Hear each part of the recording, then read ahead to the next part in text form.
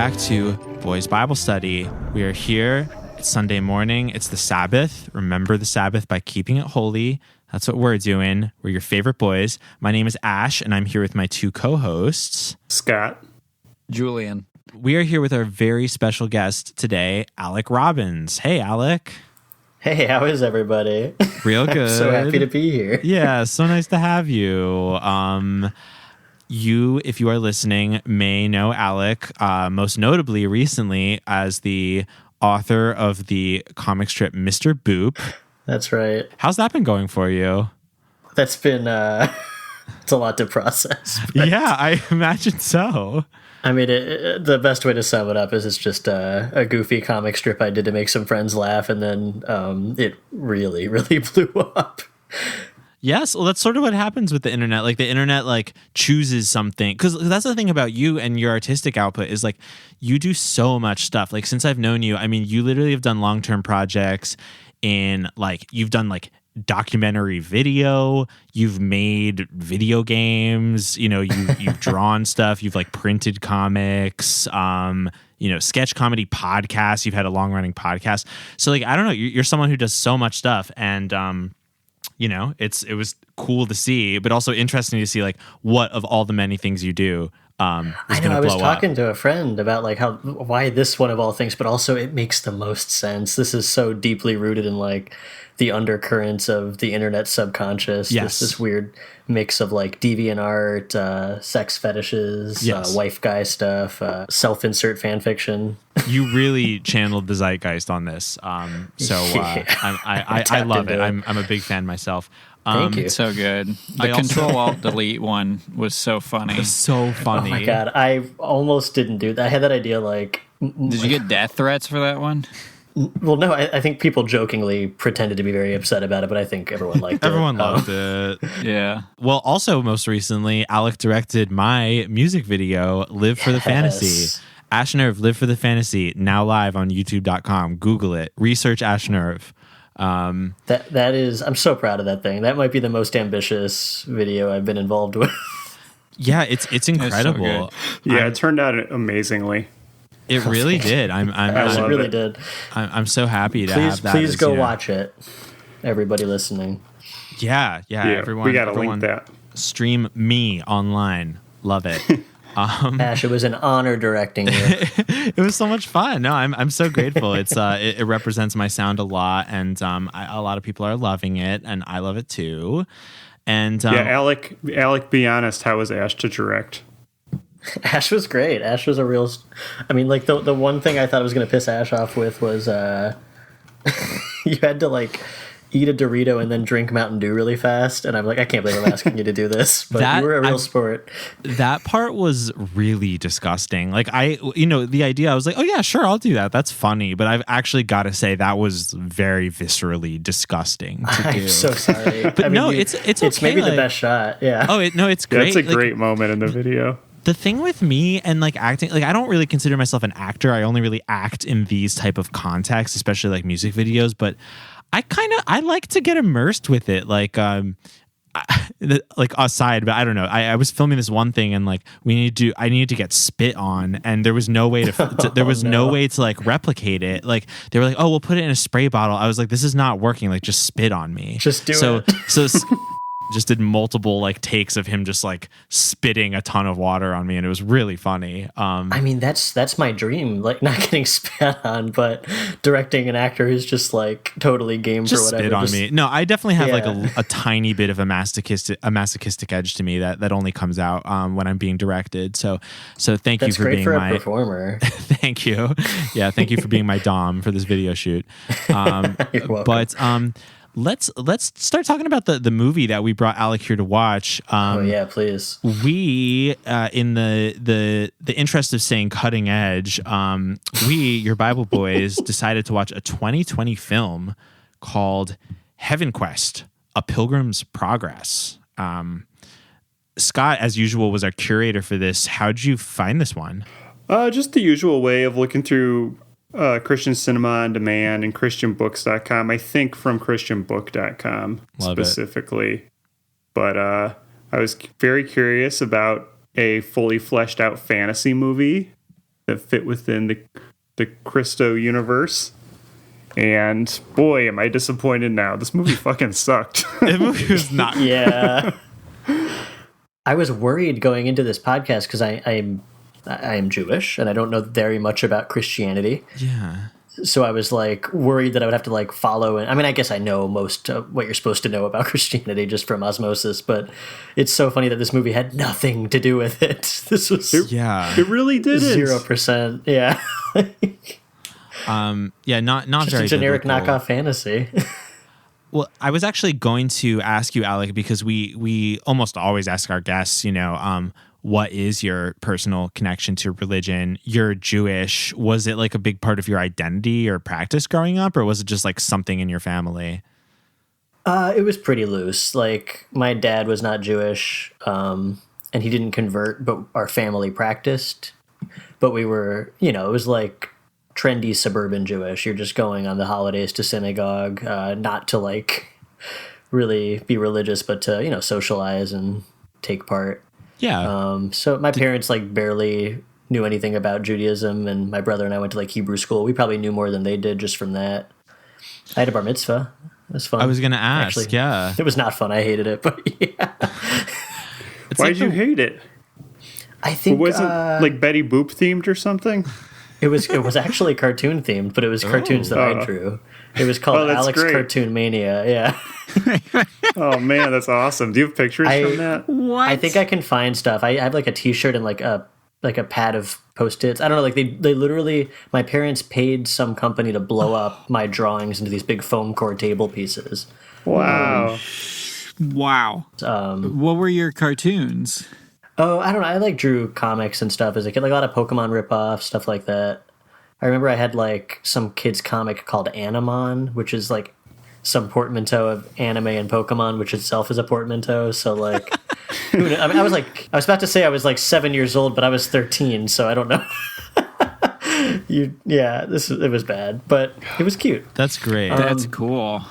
Bar mitzvahs, I think, at least in the suburban Detroit area that I grew up, they were like social status things. They were not very rooted in any sort of religious spiritualism. It was literally just like a way to flaunt your money and compete with other people in in your stratosphere. And this was like more for my parents than anything else. And I don't know, it sucked. Sure. No, I was a Christian growing up in like a mostly Jewish suburban neighborhood, and like I went to a bunch of bar mitzvahs, in the 7th grade, and like they were lavish affairs. I was like so blown away. Insane. Yeah. I went to I lived in like a town that was almost all Jewish kids, and it was literally every weekend 3 bar mitzvahs, which there's only 2 nights in a weekend really, because Sunday is school night. So like you had to pick and choose which friends' bar mitzvahs to go to. And it was so jam-packed that you couldn't get your bar mitzvah scheduled on your own birthday. Like mine was in March when my birthday is in April. It was hell. And like every weekend for that entire grade, you're just stuck going to these bar mitzvahs, which are all the same and all, and you're like, I mean, ostensibly lavish parties, but they suck. And you're all like 13, which is just the worst time to be like, having to like sing in front of your friends and stuff. And dance and like, oh God, go through them. And all the songs like are the same every weekend. It's just whatever was on the top 40 and like, I don't know, like what's a Brown-Eyed Girl if it was a girl. What else? Yeah, because at least the ones that I went to, they were basically just fancy school dances. Yeah, that's all of them. And imagine having to go to 3 of those a weekend. Yeah, that's insane. The DJ at my bar mitzvah played Drowning Pools, Let the Bodies Hit the Floor. Let the bodies hit the floor. Let the bodies hit the floor. Let the bodies hit the floor. Let the bodies hit the Of course they did. And like a classmate came up to me and was like, look, I don't know what like your religion believes in, but this is kind of making me uncomfortable.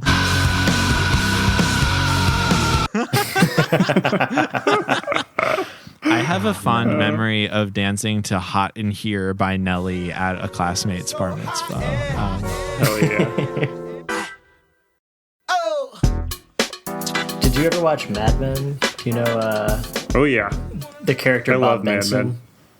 Yeah, me too. Well, the guy who played Bob Benson, he was one of the MCs at most of the bar mitzvahs in our town. Really? Like that's what he used to do. Yeah, That's amazing. and I guess I have no memory of him, but like when he got famous, gossip went around. Like, did you know that the guy who was at bar mitzvah, like he might have been the MC at some bar mitzvah I was at. I just don't remember. Holy shit. But, yeah. Whoa.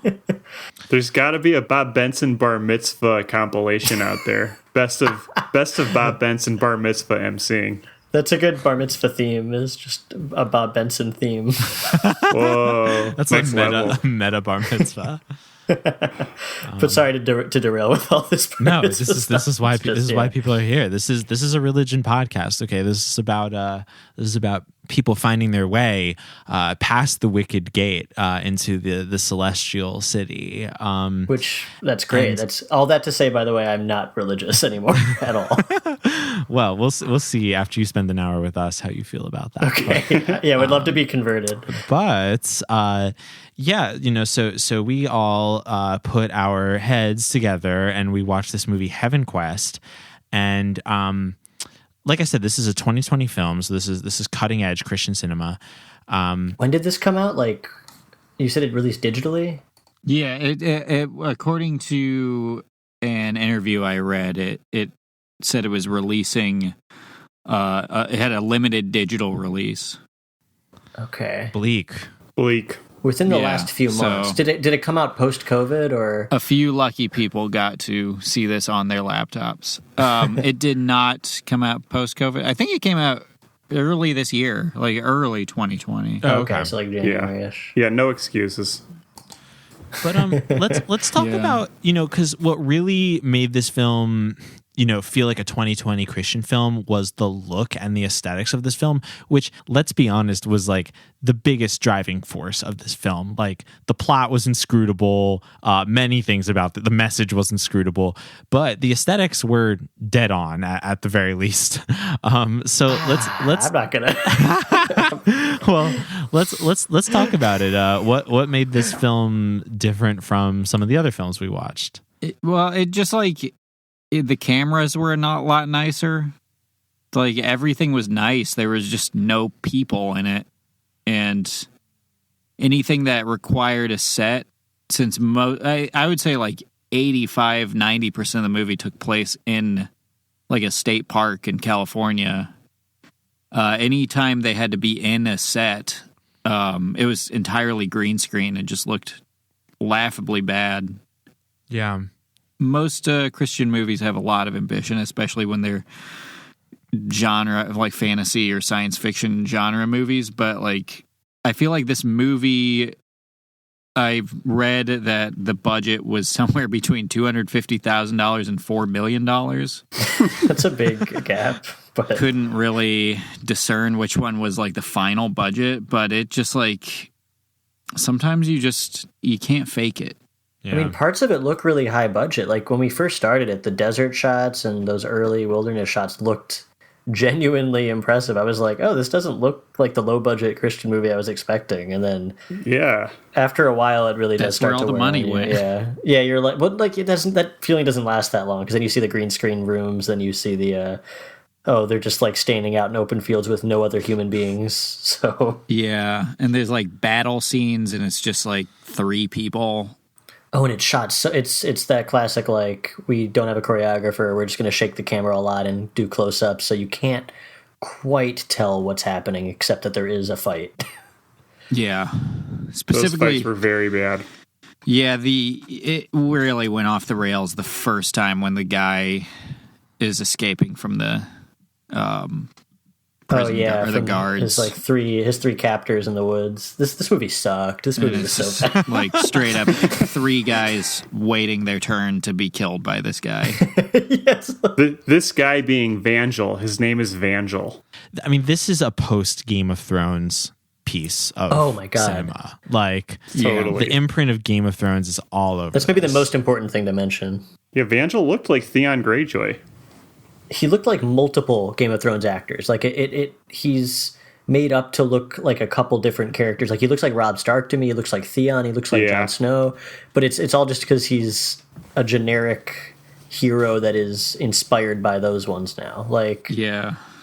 It's a very personality-less movie. Even down to the opening credits, where it's like, oh yeah, they're just you think you turned on an episode of Game of Thrones, and then you keep watching and you see like the little cheats that they do to make it look like things are coming out of each other, similar to how like the cities are coming out of like the wooden table in the opening to Game of Thrones. And it's like, it just looks like shit. It looks like a student film made by a really rich kid. Yeah. Yeah. And I also wanted to point out, now this might be a more obscure aesthetic reference, certainly than Game of Thrones, but the number one piece of media that was running through my head the entire time this movie was playing was the song Earth Warrior by the Renaissance Fair core band Omnia. Gentle listener, if you've never heard Earth Warrior by Omnia, I mean, I'm going to play it in this episode because it's very important.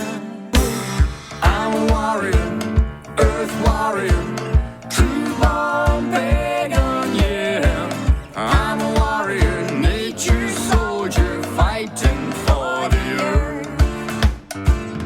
earth. This film had a very like Julian, at one point you described it as cosplayer engagement photo, and like I would say that is like the genre. Like if you had to just summarize the genre of this film, that is the most concise way to do it. Well, thank you. that was dead on. Yeah. Yeah. It was especially during a scene where like someone's standing by the coast with like rocks and waterway like splashing up against it. It was, Yeah. oh man.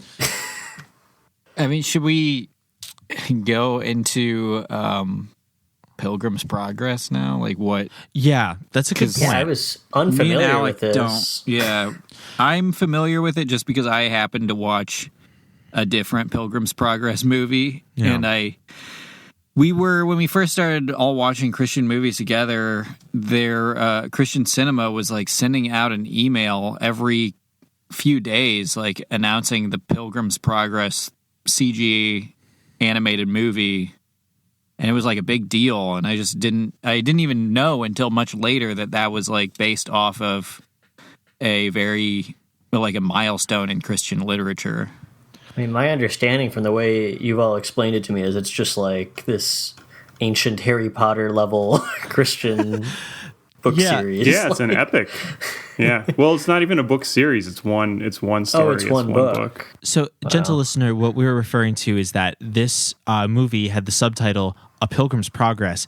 It was supposed to be a very like intentional allusion to the 1678 Christian allegory written by John Bunyan.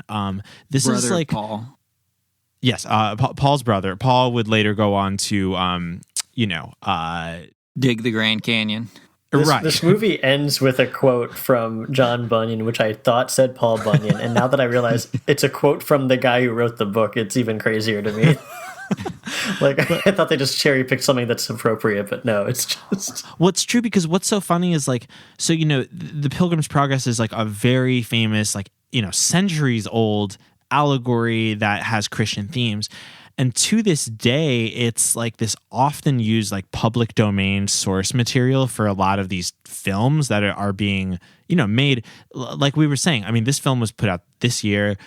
There was a CGI animated version of Pilgrim's Progress put out last year with like Bugs Life looking ass characters. It's very strange. I'm Googling that right now. Oh, it's there. We didn't actually formally review it for the show, but as Julian was saying, I still get email blasts about that movie. Like I cannot believe that like I tried to unsubscribe from the blast. I still get them. Like it's one of the most emailed about allegories I've ever encountered in my life.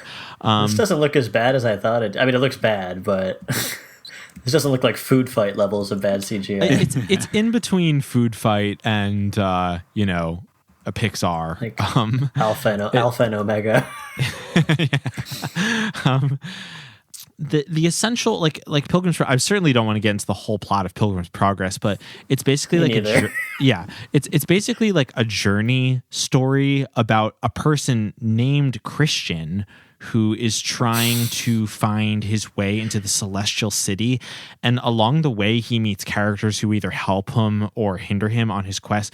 These characters have names like literally like Mr. Worldly Wise Man. Yeah, Mr. Worldwide.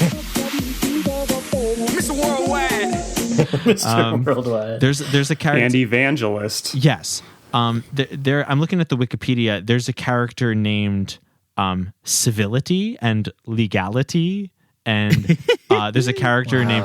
At this point, it says Christian meets two well-dressed men named Formality and Hypocrisy, who proved to be false Christian. It's like if Goofus and Gallant was an epic. Yeah. I was just going to say, I think it's worth noting that Christian has a literal burden to start the book, too, that he has to get rid of and doesn't know how to get rid of. It's like a huge pack on his back. I mean, if you told me these elements to the story, I would guess that it was written 6 years ago by a libertarian. Yes.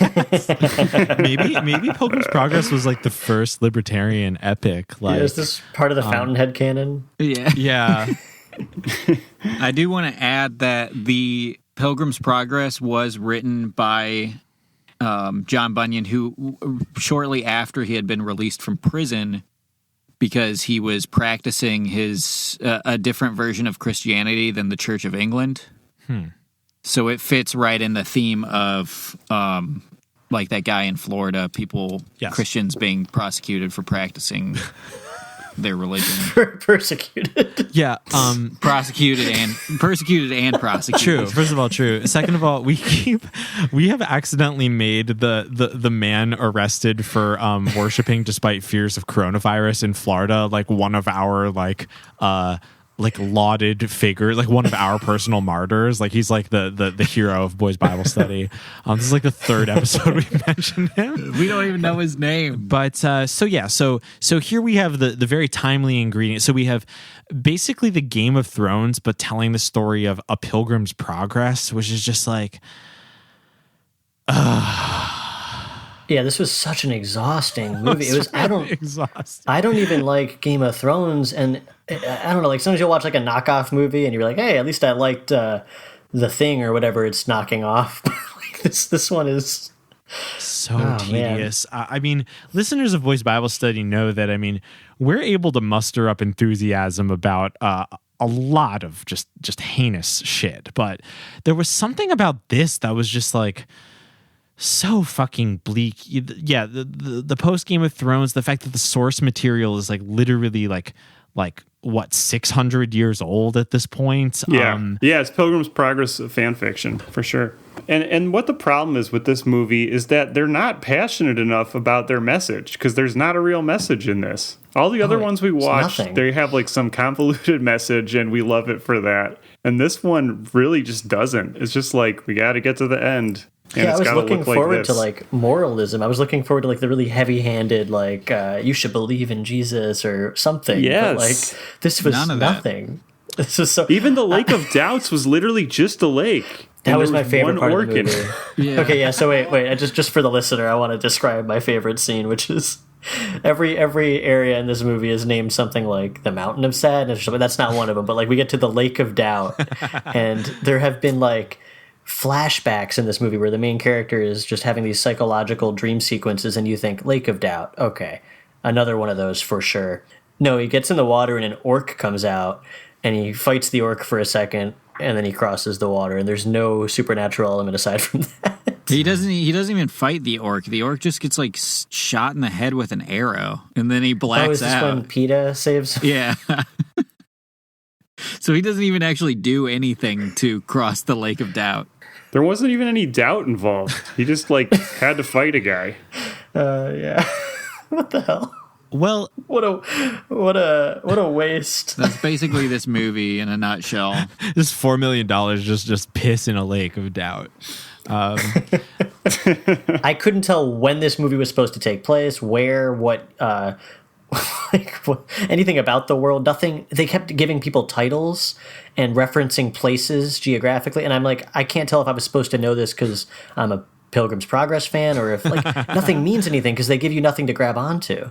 Yes. Yeah, and they never even get to those places later on. So like I would hope that whoever's creating this world would think that if you don't know what it is at the beginning, they're like, yeah, but the 7th time you watch this thing, you're going to definitely know what they're talking about. And I don't think you would. No, absolutely not. No, everyone kept calling it inscrutable, and that is exactly it. Like, I was trying. I'm not stupid. I'm a smart person. I don't know what the fuck this movie was trying to tell me, or even the timeline of it. Alec is really smart, and I am smart. And if he couldn't figure it out, I just don't know what the average person would think. There's no hope. The creator of Animon was... I shouldn't have let that loose. That's the first time I've told anybody about Animon in maybe 15 years. I am impressed. Animon sounds way better than Heavenquest. They should give me $4 million. Yes, they should, literally. But yeah, I agree. Well, so we were starting to get into some facts about, the plot of this movie. So let's describe it as best we can for our listeners. Let's try to take people on an audio Heavenquest because God bless you all. I really do not recommend you spend an hour and a half watching this film. You should really just take our word for it. We're going to do you a service here. Yes, we are.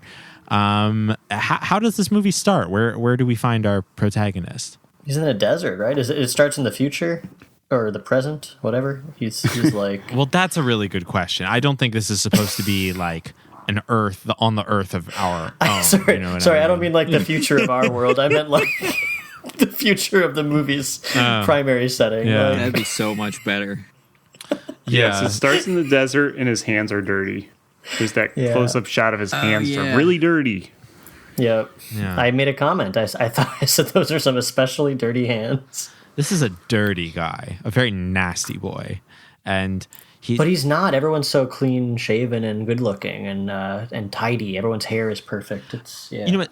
That's a good point. That I wanted to bring up when we were talking the aesthetics of the film, because that's very important. Is that this does that thing that contemporary films, even like, quote unquote low budget, I'm including films that cost a couple $1 million in the low budget category, that low budget films tend to make the mistake of, which is just like everyone just looks like a hot 30-year-old. No, you're right. Like, especially in this movie where it would probably benefit from having somebody over the age of 50 looking like a wise wizard character or something. Yeah, have some character actors. Oh, absolutely. I don't think there was anybody who looked like they were over the age of like 35.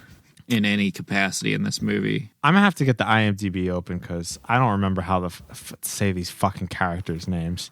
I remember. You don't remember Bandy? Yeah. Bandy from Warda? I barely remember the Woods of Warda. Forgot from Warda. Yeah, every character in this movie was run through a Game of Thrones generator. Light bearers have been appearing in the Northern Kingdom. What is your name? I'm Banjo of Gamor. Bandy of Warda.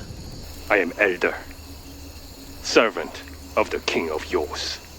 Take him to the fires of Mana, find out what he knows. The King of the North died centuries ago in the Battle of Pike. Tell Lord Amon we're close. You're a warrior of the king.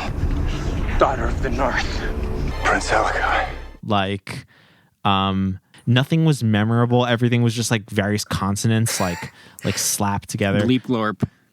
You know what? I found the other aesthetic hallmark here is it looks like any of those phone ads you'd get for like a fantasy game. Yeah. Yes. The tower defense. Yeah. Try not to come. Oh wait, not those fantasy games. You mean like? Oh, okay. You mean like? Try not to come, a Pilgrim's Progress journey. Actually, that is one thing. Just an aside, we should wrap up the movie by saying that it is an allegory for men going their own way. But to intro the plot of this movie, we have a main character named Vangel. He has some sort of... I think it's Vangel. Vangel. It's Vangel because he's the shit. evangelist from the Pilgrim's Progress. I did not put This that is the together. story That of is him. so fucking gay. I'm so upset. And he is what is his job, Ash? He composed the theme to Blade Runner and Chariots of Fire.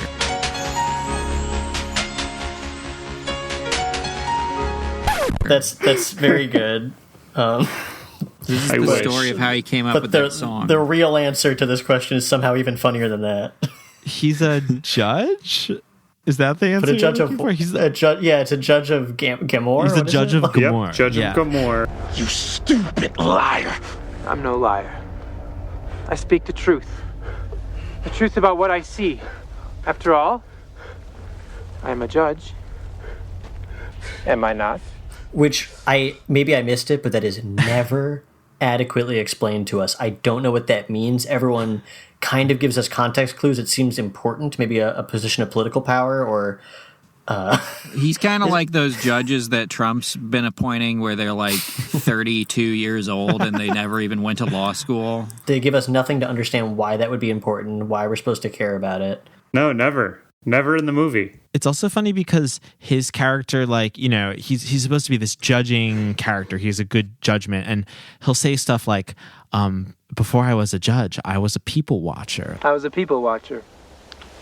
I observed their habits, their manners.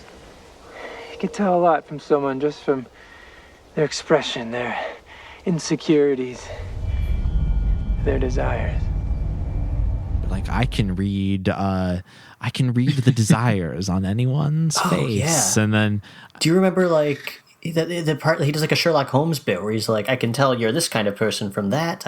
Your fingernails look like this. I can tell you have calluses. Your heart, like, he's doing this skill that never comes back. Like it's like if Sherlock Holmes like demonstrates his ability to solve mysteries, and then the rest of the movie they never let him do that again. yeah. I like how they thought to use the term people watching in this movie like it's some sort of like mysticism, like a fantasy when it's term. like something that like trust fund kids put on their Tinder hobbies. But yes, so Vangel, he is Christ. He's some sort of judge, and they're holding him hostage for some reason. They take him on this long march to some sort of imprisonment. I don't even really understand. But he escapes.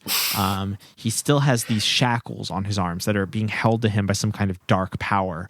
But he escapes, and such begins his hero's journey. In the loosest sense. Yeah. They just do a lot of walking. They don't really even do anything. He doesn't do anything heroic. Well, even at the end. There's no like trials or side like quests. the first trial, the first side quest you even get any sense of is like him, and he finds this buddy Bandy, his other guy who's on the run, and they team up, and they end up getting stuck in these woods that are cursed. They're having like this weird sick fantasy, like they're like dying, it looks like, but they're just, the camera's moving very fast and they're falling down, and a woman comes out and they're like, what's happening to us? These woods are cursed. And she brings them to her tent where she dances and then tries to kill them, I guess, after like 5 minutes of dancing. Drink this. It will make you feel better.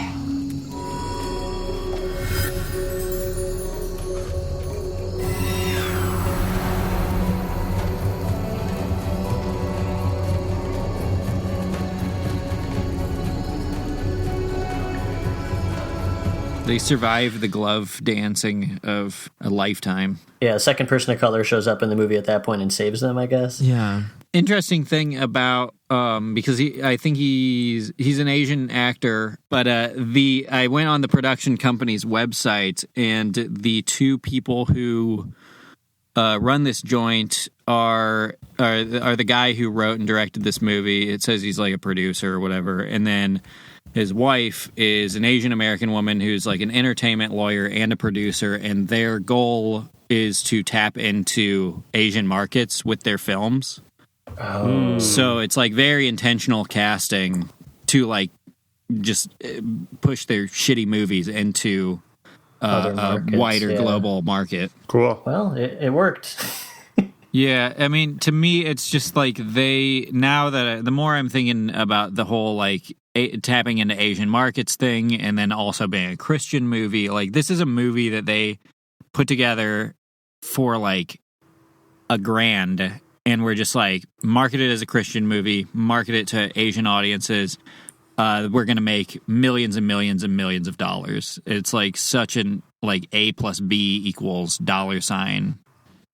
Well, I mean, isn't that, I guess you all would have more expertise talking about this, but isn't that kind of how the entire Christian film industry even works in the first place? Like, to me, it just seems Like, oh yeah, we know that there's a very activated large market that we can exploit by making movies pandering exactly to them. The other ones have like a message and actually like quote scripture and are definitely made by people who believe and have faith, however misguided we might see them. A good point of comparison to what you all are saying is like a movie that's often we refer to it as like a Rosetta Stone, a Christian film, is Let There Be Light, which we already reviewed on this podcast. That movie's obviously like a very like tug on the heartstrings, like cash grab at a Christian audience, but they also invent an app in order to psychically defeat ISIS with the power of light. And like you know that there's a lot of real fire and passion that like they brought into that film. Like they were just like really feeling it. And I think that what we're discussing, that was definitely a big weakness of the film. It didn't have the same amount of heart. I'll buy that. Yeah, this movie has none of that. This movie, it feels like an afterthought. I don't believe for a second that anyone involved thought about this movie while they weren't working on it. Yeah. Just some character related things I wanted to point out. So again, this movie is supposed to be a very loose, a loose parallel to A Pilgrim's Progress, which in itself is an allegory. But they do actually, it's funny because, you know, they could have just not tried to tie themselves to that material and it probably would have been a lot less confusing. But there were actually some characters that were based directly on characters in A Pilgrim's Progress. We mentioned him, but there is a character named the Worldly Wise Man. What's your name? My name? You, sir, find yourself in the grandest of company. Well, Spratt, you're a worldly wise man. Why you think they call me Mr. Worldwide? Who very briefly appears to take our hero, Vangel, to the city of deeds. And you, the Christians who are listening to this podcast, may have heard the Bible verse that good deeds alone cannot bring a man into heaven. One cannot get into heaven through good works alone. But yet, this person, he tries to tell Vangel, no, like this is the way you want to go. This is the way to the wicked gate, to the celestial city. You need to go to the city of deeds. I'm sure they filled your head with all this nonsense of having to go your own way. But he gets there, and what does he find? It's all a big, fat lie. Yeah, he gets there, and then it just cuts to him waking up in a cage. Yeah, it was. I couldn't tell if that was a dream sequence or he got teleported. Or like, yeah, I don't. When did he get captured in the cage too? Like, man, wow, it was so hard to follow. It was really difficult to follow. I can't think of a less consequential character in this movie than Mr. Worldwide. Mr. Worldwide. And he's like one of two characters that's actually in the original Pilgrim's Progress. Was that like a big moment then, that cameo? Like when he shows up, or is the crowd supposed to like cheer? Like there he is, there's Mr. Worldwide. Yeah. Oh shit. It's like when Doctor Strange shows up in an Avengers movie or something. Right. I've got to say, my favorite character in A Pilgrim's Progress is definitely hypocrisy, the false Christian. But yeah, you know, we love Mr. Worldwide as well. Have we talked about the Goblin? The Goblin, though, there were a couple goblins, but the one was great. His makeup was so thick that he like couldn't move his mouth. And Julian was like, I think they're not syncing the audio to this guy's lips. And we looked closer and it's like, no, it's just the makeup is so thick. He can't talk. And he was drooling. Yeah, they would like cut away. He would talk for like 2 syllables and then they would cut away from his face. And even with like just half a second of looking at him, you could tell that it didn't match up at all. It was like an orc on Novocaine. There was a lot of very visceral like body moments in this film because, you know, they had this nice camera. They were doing these close-ups on people to the point where you could like see all of their pores. And like early on in the movie, there's a part where Vangel like exhales while the camera's close up on him and you can just see like snot coming out of his nose. And there's just a lot of like editing over looks like that. I mean, you know, they probably shot it and then just had to make a cut out of what they had, but right. It was like a snot rocket shooting out of his nose. Yeah. And do you remember the part where the woman with the archer like shoots the arrow and it's in slow motion? And I guess this is probably just something that happens if you shoot an arrow, but like she brushed her lip and it all like moved in a very weird, unflattering way that I don't think was intentional. Do you remember that? Right. But it's just like, it's too bad because if they just scaled it back a bit, if they didn't try to do this like immaculate CGI Game of Thrones style thing, like if they did this like woods fantasy thing with a lot of costumes and like makeup and practical effects, then things like that would have been more forgiving because the whole movie wouldn't be so sterile, you know? But they left no room for a human element. It was too bad. Yeah. That's accurate. Yeah, well, many of my views are. Count this among them. Count this.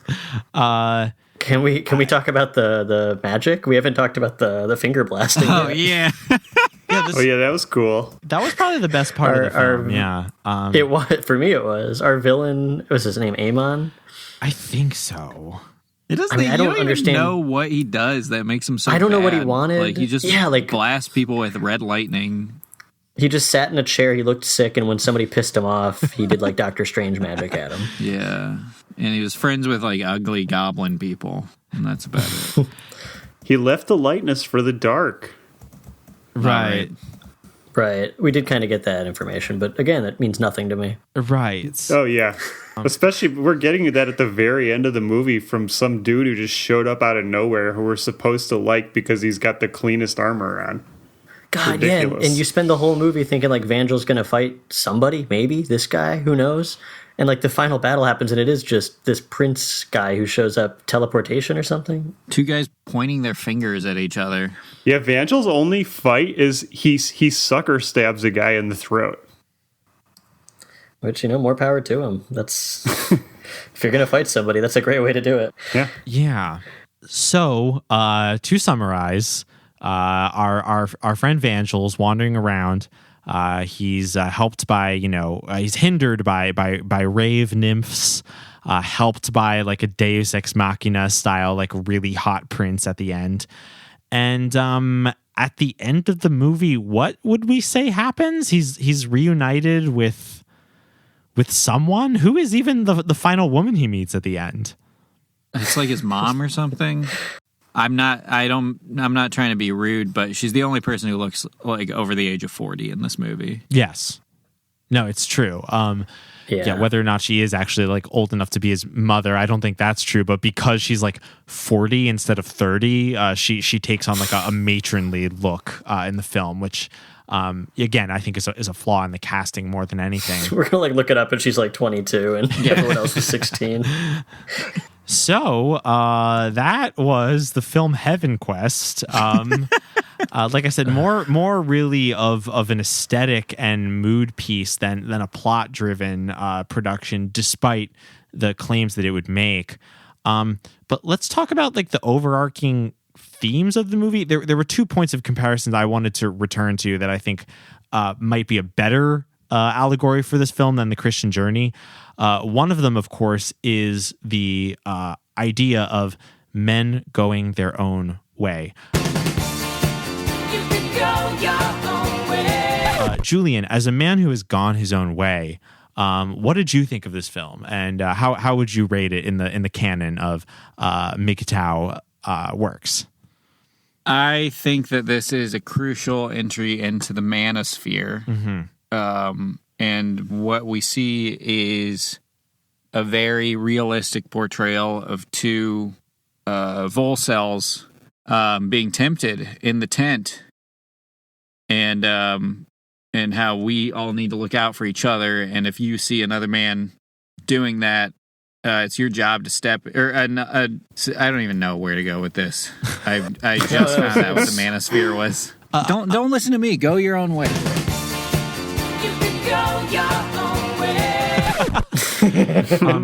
Well, the thing is that there's only one thing that separates a man of hardy character from a coomer, and that is the influence of a rave nymph. And it's a coomer. A coomer is someone come on, Julian, whose mind put it together. A Coomer, as we know from posting on Reddit, which I have actually been doing quite a bit of in the last year accidentally.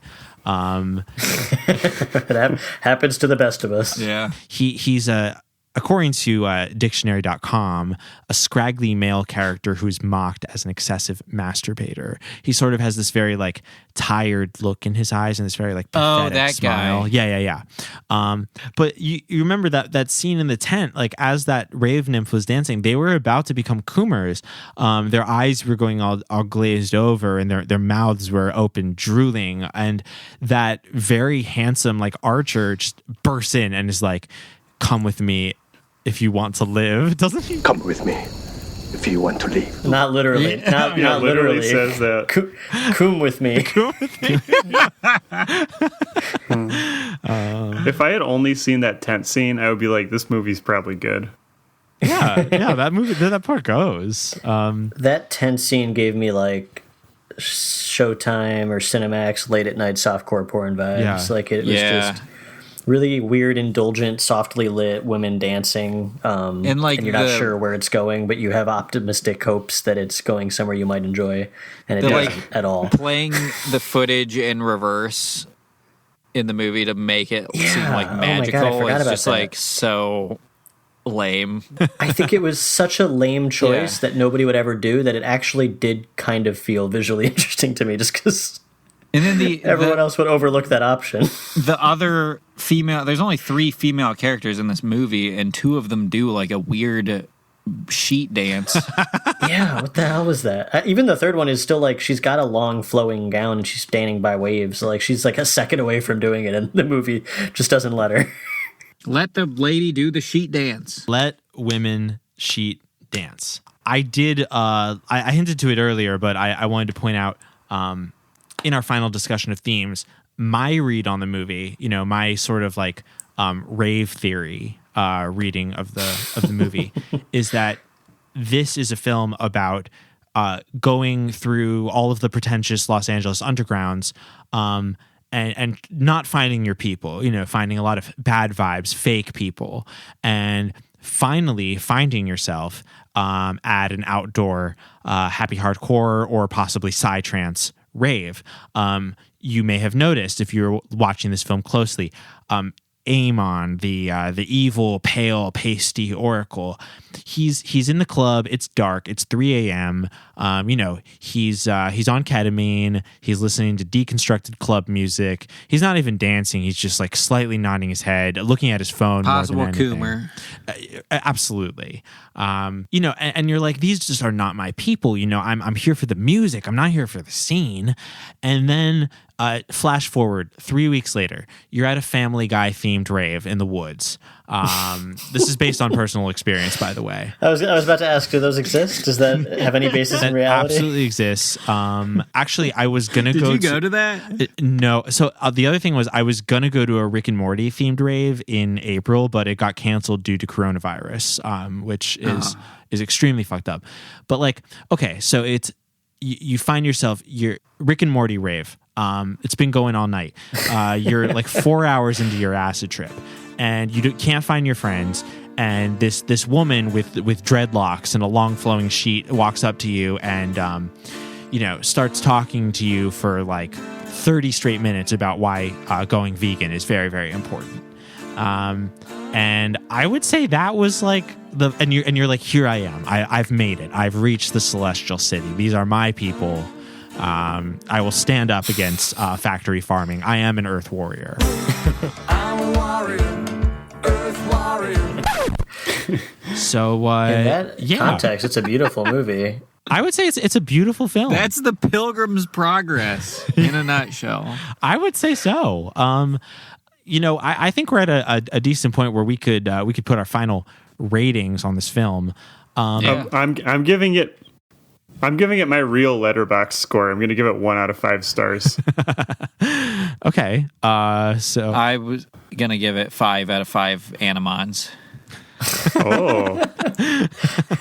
Animon could have been the name of one of the characters in this movie. Honestly. Really could have. They should have been. Did you see the episode of Animons where the one discovered Christ? All those years as a child, I never knew the perfect ending to Animon, but today I found it. I'm going to give this film $15 in advance, $20 at the door, because this was the best rave I've ever been to. I found my people. I learned some important lessons, and I'm never using animal products again. And I can't wait for next year, because we got to get some henna in your hair. Oh yeah! Oh my God! We need henna in the hair, henna on the wrists. We need dreadlocks in the hair. I need to be decked out entirely in an Etsy store called like The Lost Woodsman. These are Celtic dreads, by the way. We don't want to give the wrong idea. Well, absolutely, because I mean, listen, that's just culture. Okay, that's just Celtic culture. Wait, Alec, how would you rate this movie? Be honest. I would give. You can be honest. I will be very honest. I would give this movie a very loving embrace. I would hug it close and wrap its head in my arms and snap its neck while I'm crying and just let its lifeless body collapse onto the ground and push it into a little grave that I dug and start pouring the sand back over it and walk away and deny I ever had anything to do with it. And then Earth Warrior by Omnia starts playing slowly in the distance. I'm a warrior, Earth warrior. I just want to say, to defend my 1 out of 5 star review rating of this, the reason is because it tricked me. I feel like this is not really a Christian film. Yeah. It's not. There's no way. Not at all. Not at all. This was definitely a guy just wanted to make Game of Thrones and Lord of the Rings and then tried to find some sort of royalty-free public domain source material. I mean, Pilgrim's Progress, it's like one of the best-selling books or whatever of all time. I've never heard of it in my life until today. That's nuts. Gotta check it out. Great allegory. Very, very heavy-handed. Can I tell you, Scott? I love allegories. I can't wait to dig in. Basically, the top best-selling books of all time. We got Mao's Red Book, 2, the Bible, 3, Pilgrim's Progress, 4, OJ, If I Did It, 5, Harry Potter and the Prisoner of Azkaban, 6, Harry Potter and the Chamber of Secrets. Well, Alec, thank you very much for watching Heavenquest with us. Do you think, are you ready to renounce the Old Testament God and accept Jesus Christ as your personal Lord and Savior? Yeah, it's fine. Okay. Well, listen, we're going to get you next time. Okay. We're going to give you a film that defeats ISIS or, I feel like if you watch this movie, you'd come away worshiping Mr. Mr. Wildly Willie or whatever his name was. Bada bing, bada boom, Mr. Worldwide as I step in the room. Mr. Worldly Wise. I don't know who was supposed to be God in this. Good point. Well, Christianity can't exist in this world because it's an allegory for Christianity. You can't have the thing you're being an allegory for exist in the allegory. That's true. Who was the blue laser Christianity guy? paradox. Who knows? The blue laser guy was supposed to be Jesus, I guess. No, he's part of the lore. Was he? He's not an allegory. He's just a character. He's the only part of it that is no. Okay, listen. Here's my demand. Yeah. I loved this. I love all three of you. I loved talking to you. I hated this movie with everything in me, and I demand to come back and do a different movie. We'd love that. Oh, we would absolutely love to have you back. Okay. And I want it to be one of those really pandering, moralizing, condescending propaganda Christian movies. I want one of those. Yes. That will be tough. That'll be tough to find, but I think I want to watch God Friended Me. Let's watch season 1 of God Friended Me together. Oh, I love God.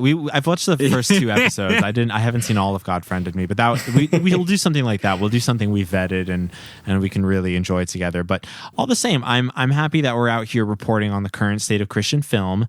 I'm very grateful that you are our guest. How can we find your work online for those of us who aren't already familiar? At Alec Robbins on Twitter. And I also have a website with everything on it. It's just alec.land. You could just go there. And I want to plug, can I plug the Mr. Boop zine. Please. Pre-orders for the Mr. Boop zine will mostly be... I think they'll be open until like May 8th. I have to hand print and hand assemble this book, and there's guest comics in there, all the strips so far. The first book of Mr. Boop will be in there. And I've also got the Mr. Boop website. If you want to read them for free, you just go to mrboop.net. There's also a couple bonus videos on there. Julian is in two of them. Tell them that. Don't tell them where to get it for free. I don't want to. I feel bad selling anything, so just take it for free, and if you want to give me money, go for it. Yeah. But please also watch the videos we shot. We shot like at Highland Park TV, where Julian and I met. We shot like fake interviews as if I'm the author. Oh, they're real. They're very real. I'm going to play into the bit. But Julian plays the host of a comic strip talk show called The Strip Club, and he is very funny in them. Oh, stop. Okay, all right. Also, support. Good night, everybody. Support Alec on Patreon. Support Alec on Patreon. Please. Get a Mr. Boop strips in advance. Also, stream the video Alec made for me, Ash Nerve, Live for the Fantasy. Search for that on youtube.com. Also, the Boys Bible Study general plugs. We are now on Patreon, patreon.com/Boys Bible Study. Subscribe for $5 a month or more. You will get access to our bonus episodes. If you subscribe for $7.77 per month, you will get all that, and you will go to heaven. Also, please subscribe to us if you haven't already at boysbiblestudy.com. We have links to all of our different feeds that we're on. Please share with a friend, with your pastor, with your priest. Please share. Also, our outro music is the song "Oh My God" by the pop artist Mary. Stream "Oh My God" by Mary on Bandcamp Big fan. and Spotify. Yeah, we're all big fans of Mary here. She's an incredible pop singer. From all of us at Boys Bible Study and our special guest Alec, to all of you, peace be with you. And many more. Forgive me, Father, for I have sinned. I feel your love in me, it's coming from within. Oh my God, my devotion is so unwavering. Divine emotions when you enter me. Every day